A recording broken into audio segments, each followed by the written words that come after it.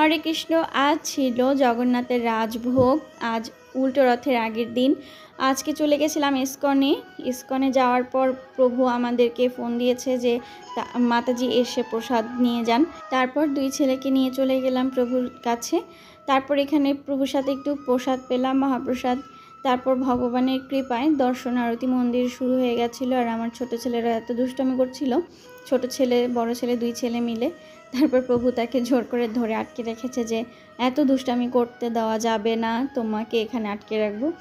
যাই হোক, ছোটটা একটু বেশি দুষ্টু হয়েছে বড়টার চাইতে। ওকে নিয়ে একটু বাইরে গেলে এই সমস্যা ফেস করতে হয়, মানে যে কোনো জিনিস ধরে টানাটানি করবে। আর ফোন দেখলে ওর মনে হয় যে ফোনটা ওকে নিতেই হবে। তারপর ওকে ধরে আটকে রাখছিল প্রভু অনেকক্ষণ। যাই হোক, ভগবানের দর্শন আরতি শুরু হয়ে গেছে। ভগবানকে দর্শন করে নিলাম এখানে এসে। তারপর ভগবানের কৃপায় সবাইকে প্রভু আশীর্বাদ দান করছিল। এখানে ওই প্রভু আমাকে বলছে, মাতাজি এত কষ্ট করে ভিডিও করতে হবে না, আমি করে দিচ্ছি, চলে আসেন, তাড়াতাড়ি লাইনে দাঁড়িয়ে যান। আশীর্বাদ দেওয়ার শেষে আমি একটু এখানে ভগবানকে প্রণাম করছিলাম আর একটু করে সবার সাথে, মানে এখানে সবাই পরিচিত, কথা বলছিলাম। তারপর প্রভু ডেকে আমার ছেলেকে এই জগন্নাথের স্টিকারগুলো দিচ্ছিল, যেহেতু আমাদের 9 দিনব্যাপী এখানে আয়োজন হয়েছে বা চলছিল। আজকে শেষ আয়োজন মেলা শহর। তারপর ভগবানের কৃপায় মহাপ্রসাদ নিয়ে আসলাম, কৃপায় কৃষ্ণের। মহাপ্রসাদে আছে এখানে রাজভোগের সব আইটেম। আর রাজভোগে আজকে এবার কি ছিল আপনারা তো দেখতেই পাবেন, আনপ্যাক করা হচ্ছে।